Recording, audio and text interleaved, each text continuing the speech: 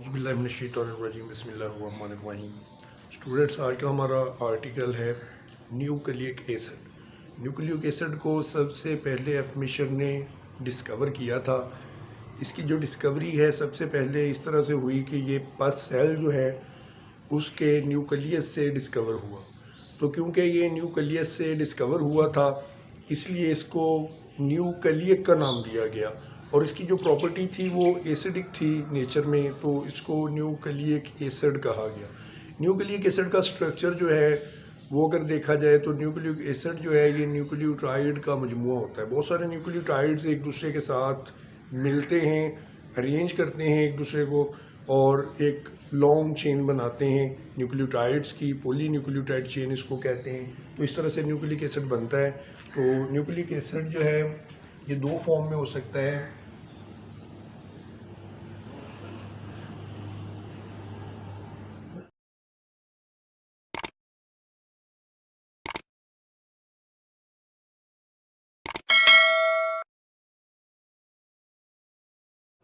DNA की सूरत में हो सकता है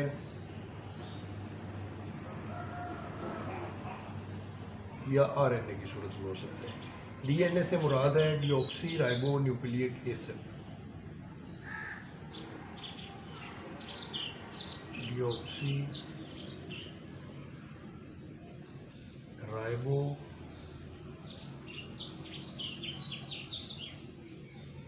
न्यूक्लिक, जबकि आरएनए जो होता है इसको राइबो न्यूक्लिक एसिड कहा जाता है।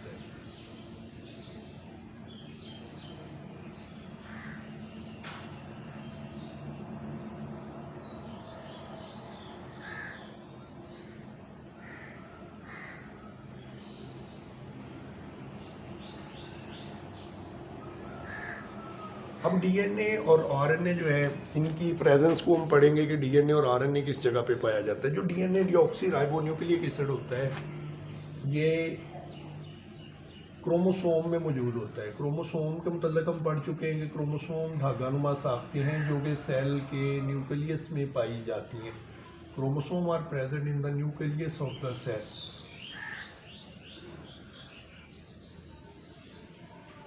तो इससे मुराद है कि डीएनए जो है वो सेल के न्यूक्लियस के अंदर पाया जाता है। और डीएनए की कुछ मिकदार जो होती है वो माइटोकॉन्ड्रिया और क्लोरोप्लास्ट के अंदर भी मौजूद हो सकती है। स्मॉल अमाउंट इसकी माइटोकॉन्ड्रिया जो सेल का पावर हाउस है, तो माइटोकॉन्ड्रिया जो सेल का पावर हाउस है उसके अंदर भी इसकी स्मॉल अमाउंट जो है वो हो सकती है। तो माइटोकॉन्ड्रिया के अंदर पाए जाने वाले डीएनए को माइटोकॉन्ड्रियल डीएनए का नाम दिया जाता है। इसके बाद नेक्स्ट है ribo nucleic acid. Ribo nucleic acid जो है ये राइबोसोम्स में इसकी कुछ अमाउंट पाई जाती है। साइटोसोल के अंदर मौजूद हो सकता है।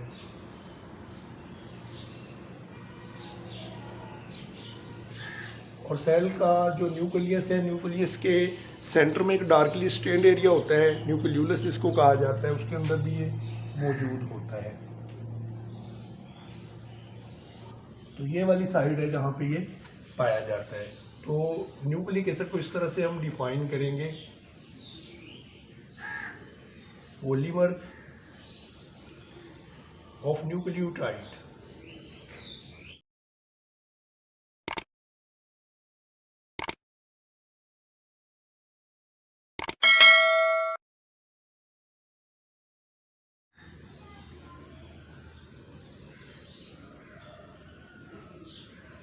तो ये न्यूक्लिक एसिड कहलाएगा। अब न्यूक्लिक एसिड में हम देखते हैं कि न्यूक्लियोटाइड जो होता है वो क्या होता है।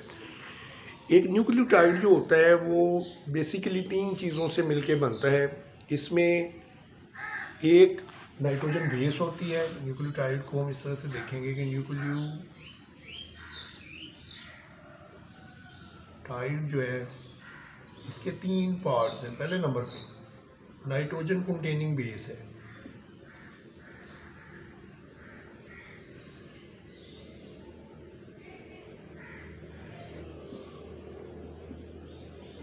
नाइट्रोजन कंटेनिंग बेस जो होती है ये पायरिमिडीन हो सकती है,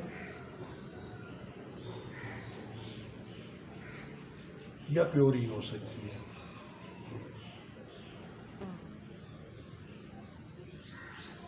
दूसरे नंबर पे इसमें 5 कार्बन वाला शुगर होता है अपेंटोस शुगर।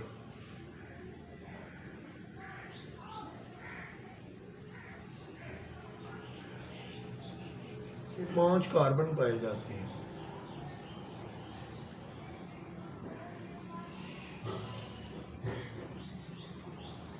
और तीसरे नंबर पे इसमें फास्फोरिक एसिड होता है।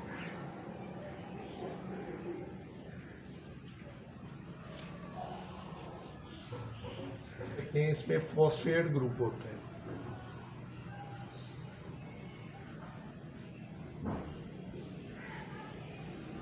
अब हम इसका स्ट्रक्चर देखते हैं। नाइट्रोजन कंटेनिंग बेस जो होती है वो 5 कॉर्नर्ड जो शुगर होता है 5 कार्बन वाला शुगर, उसके नंबर 1 जो होता है उस पर पाई जाती है। कार्बन कार्बन कार्बन, यहाँ पे कार्बन होगा, यहाँ पे ऑक्सीजन होगा। नंबर 1 जो होता है यहाँ पे नाइट्रोजन बेस लगी हुई होती है। तीसरे नंबर पे जो OH ग्रुप होता है वो अटैच होता है तीसरे नंबर पे। ये कार्बन का पहला नंबर है, ये दूसरा नंबर है और ये तीसरा नंबर है। तीसरे नंबर पे कार्बन के OH ग्रुप अटैच होता है। हाइड्रोक्सिल ग्रुप तीसरे नंबर पे है। और लास्ट वाला कार्बन जो होता है उसमें फॉस्फेट ग्रुप अटैच होता है 5वें नंबर पे फॉस्फेट।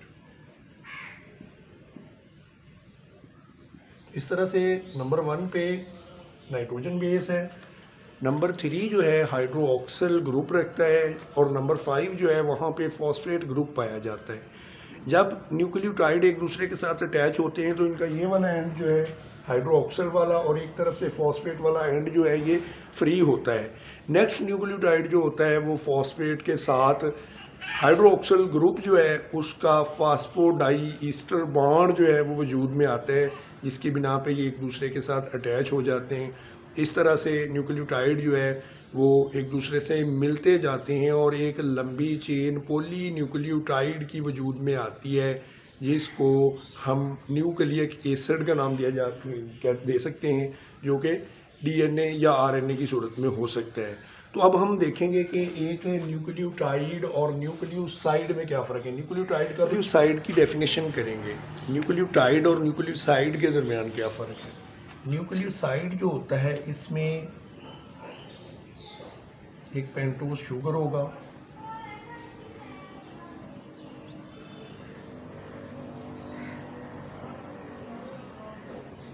और दूसरे नंबर पे इसमें होगा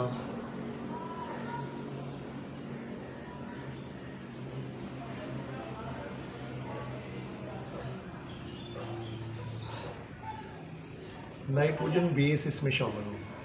अब नाइट्रोजन बेस जो है ये 2 तरह की हो सकती है मज़ीद। ये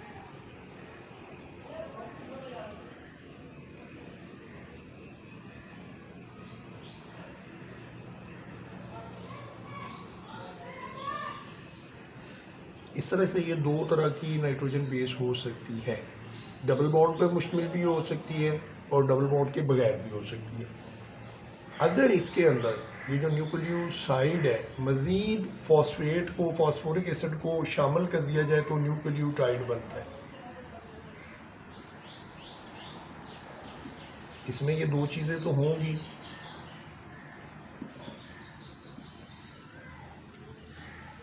और साथ में नाइट्रोजन बेस जो है वो भी शामिल होगी।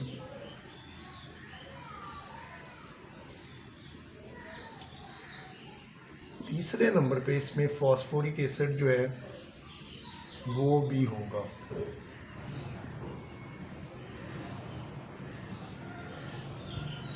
तो ये एक न्यूक्लियोटाइड बन गया। न्यूक्लियोटाइड की एग्जांपल हमारे पास ATP है।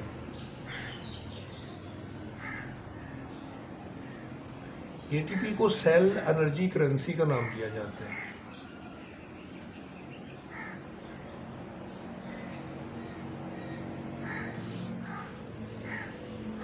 फ्री एनर्जी करेंसी कहते हैं, ये सेल के अंदर एनर्जी की फॉर्म है।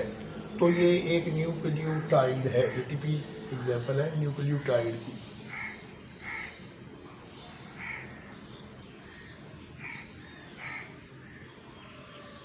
इसका बहुत ही अहम रोल है। जितने भी सेल के अंदर केमिकल रिएक्शन होते हैं वो एटीपी की मौजूदगी में ही होते हैं। एटीपी जो है ये सेल को एनर्जी प्रोवाइड करती है और जितने भी केमिकल रिएक्शन होते हैं वो एटीपी की मौजूदगी में ही स्टार्ट होते हैं। डीएनए का मॉडल जो है वाटसन क्रिक मॉडल जो है बहुत ही इम्पोर्टेंट है। एक्सरे डिफ्रैक्शन स्टडी की गई जिसमें मोरेस, विल्किंस और रोसलैंड फ्लैटलेंस जो थे उन्होंने तजर्बात किए और डीएनए जो था उसका एक्सरे डिफ्रैक्शन स्टडी के ज़रिए से उसका मॉडल सुजेस्ट किया। फाइनली इसको वाटसन और क्रिक ने पेश किया जो कि मंदरजा है। पहले नंबर पे डीएनए जो है वो 2 पॉलीन्यूक्लियोटाइड स्ट्रैंड्स पर मुश्तमिल होता है। पॉलीन्यूक्लियोटाइड से मुराद है इसमें बहुत सारे न्यूक्लियोटाइड्स पाए जाते हैं। तो ये वाला पॉलीन्यूक्लियोटाइड स्ट्रैंड जो है एक इनमें से 3 से 5 डायरेक्शन में होता है और दूसरा जो है वो 5 से 3 डायरेक्शन में होता है। इनके अंदर नाइट्रोजन बेसिस पाई जाती हैं, adenine, thiamine, guanine, cytosine. Adenine और थायमिन एक दूसरे के अपोजिट होती हैं जबकि गवानीन और साइटोसिन जो है वो एक दूसरे के अपोजिट होती हैं। एडेनिन, थायमिन, गवानीन, साइटोसिन तो ये एक दूसरे के मुखालिफ पाई जाती हैं। अब देखा जाए एडेनिन और थायमिन जो है इसके दरमियान 2 हाइड्रोजन बॉन्ड जो हैं वो पाए जाते हैं जबकि गवानीन और साइटोसिन के दरमियान 3 हाइड्रोजन बॉन्ड होते हैं। इस तरह से एडेनिन और थायमिन, गवानीन और साइटोसिन हमेशा एक दूसरे के मुखालिफ सिमत में आती हैं जबकि एडेनिन को अगर देखा जाए वो गवानीन के साथ कोई प्रॉपर बॉन्ड नहीं बना रही होती। इसी तरह से थायमिन का साइटोसिन के साथ कोई भी प्रॉपर बॉन्ड जो है वो नहीं है। तो ये वाटसन क्रिक मॉडल था। इसके कुछ पॉइंट हैं। पहले नंबर पर जो डीएनए का स्ट्रैंड है वो पॉलीन्यूक्लियोटाइड है।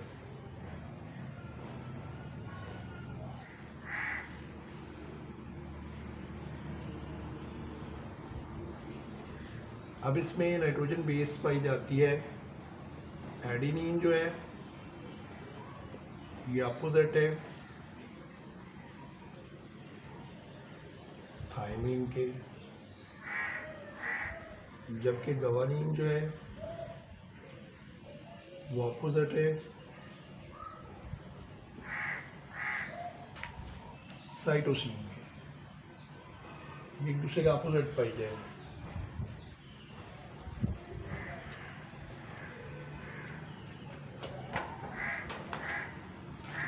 To hydrogen bond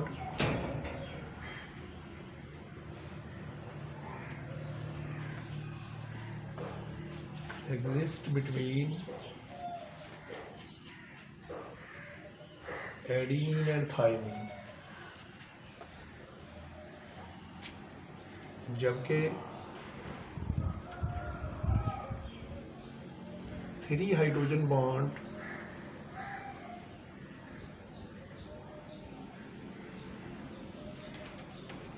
exist between guanine and cytosine. इनके दरमियान 3 हाइड्रोजन बॉन्ड पाए जाते हैं। इसी तरह से कोई प्रॉपर बॉन्ड एडेनिन और गवानीन के दरमियान नहीं होता। तो ये वाटसन और क्रिक का मेन मॉडल था। इसमें से एक स्ट्रैंड जो होता है वो 3 से 5 डायरेक्शन में होता है, मूव करता है, और दूसरा स्ट्रैंड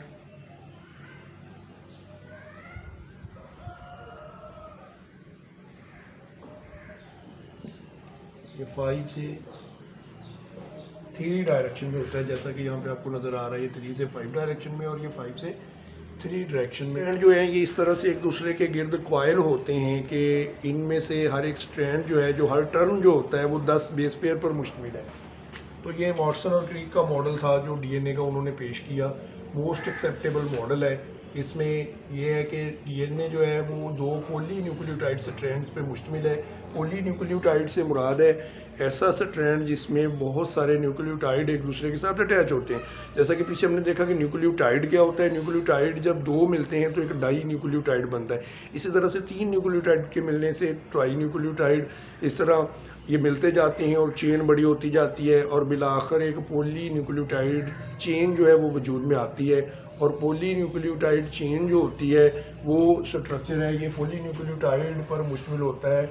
वॉटसन क्रिक का मॉडल जो था उसके मुताबिक डीएनए। तो इसमें हमने देखा कि एडेनिन जो है वो ऑलवेज अपोजिट होती है थायमीन के। कभी भी ये इसके ऐसे नहीं होगा कि इसके मुखालफ ना हो, ये हमेशा एक दूसरे के मुखालफ ही पाई जाएंगी। और इसी तरह से गवानीन और साइटोसिन भी एक दूसरे के अपोजिट ही होती हैं और इनके दरमियान बॉन्डिंग जो है वो भी इसी तरह से है कि एडेनिन और थायमीन जो है इनके दरमियान 2 हाइड्रोजन बॉन्ड मौजूद होते हैं और गवानीन और साइटोसिन के दरमियान 3 हाइड्रोजन बॉन्ड जो है वो पाए जाएंगे।